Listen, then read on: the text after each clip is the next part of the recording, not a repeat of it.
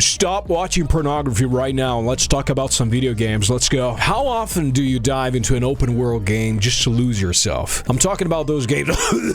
Talking about those games where the world feels so alive, so immersive that hours fly by and you don't even realize it. Whether it's riding a horseback into a sunset, exploring bustling cities, or just causing a little chaos for fun, open world games have a special way of pulling us in. So today we're celebrating the absolute best of the best, the most iconic open world games that set the bar for storytelling, exploration, and pure unfiltered fun, boys. I hope your cocks are hard and ready to go, so let's get to it. Alright, let's kick things off with a no-brainer. Red Dead Redemption 2, baby. If you haven't played this one yet, let me just say you're missing out on what might be the greatest cowboy simulator of all time. But it's so much more than that. You play as Arthur Morgan, part of an outlaw gang trying to survive in a world that's leaving the Wild West behind. And here's the thing, this game doesn't rush you. You can spend hours just wandering around, hunting, fishing, or bonding with your stupid horse. Seriously, rip to every horse who ever lost in this game. The world feels alive, you know? Every interaction matters, from the way townsfolk react to you, to the dynamic weather that completely changes the vibe of your journey. But it's the story that sticks with you. Arthur's journey is heartbreaking, uplifting, and downright unforgettable. If you play one game on this list, let it be this one. From the Wild West to the chaos of modern-day Los Santos, Grand Theft Auto GTA 5 is up next, baby. Let's be honest, this game is a cultural juggernaut. Whether you're diving into the single-player story or going nuts in GTA Online, it's hard not to get hooked. The story is a wild ride, following three characters, Michael, Franklin, and Trevor. Michael's a retired criminal with a midlife crisis. Franklin's trying to rise above his sketchy past, and Trevor is just chaos incarnate. 1 minute you're in a high-speed chase, and the next you're buying property or stealing a jet. In the world, it's huge, detailed, and packed with things to do. You want to drive through the desert, hit the city streets at night, chill by the beach, Los Santos has you covered. No wonder people are still playing this game 10 years later. If you're more into speed and shootouts, Forza Horizon 5 is the ultimate escape.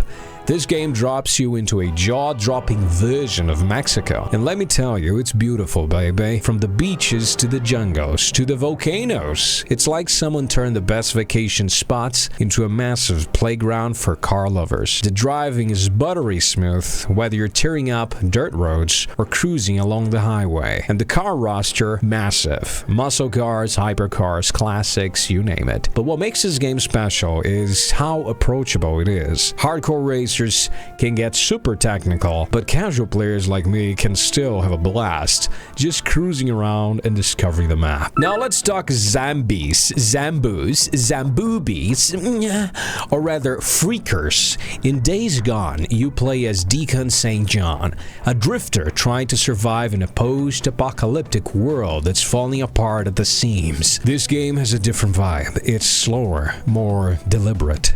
You're scavenging for supplies, maintaining your bike because if your ride breaks down in the middle of nowhere, well, good luck. And always watching your back. The freakers aren't your typical Zambos.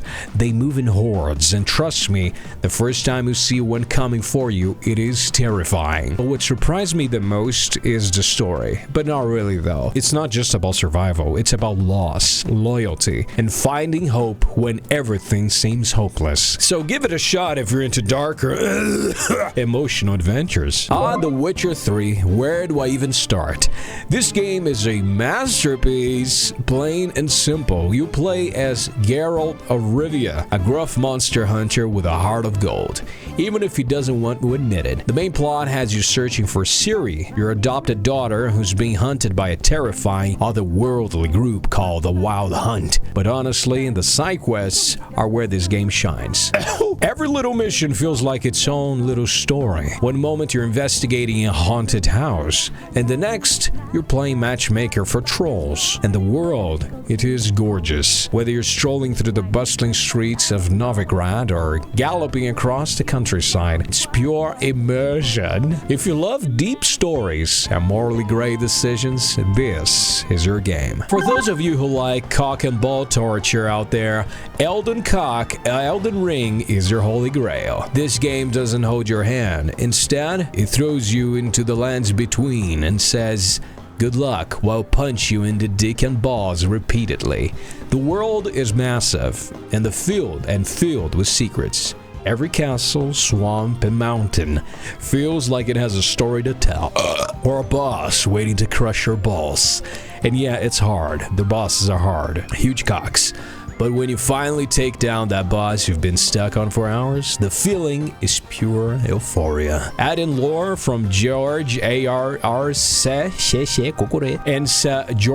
Martin and some of the best world building I've ever seen, and you've got a game that's as punishing as it is rewarding. Have you ever wanted to be Have you ever wanted to be Spider-Man? No, me neither. It sucks. It's the worst. It is the worst superhero, let's be honest. But if you have, this game makes that dream come true. Swinging through the New York City feels incredible. So smooth, so fast, and so much fun. But what really surprised me is how much heart this game has. Peter Parker is more than just a superhero. He's a fucking loser.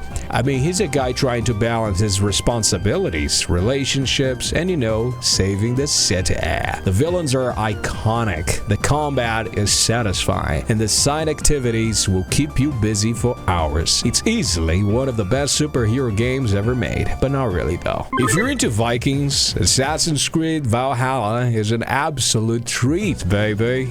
You play as Ivyor, a Viking raider carving out a new home in England. The world is massive, with plenty of villages to raid, alliances to forge, and mysteries to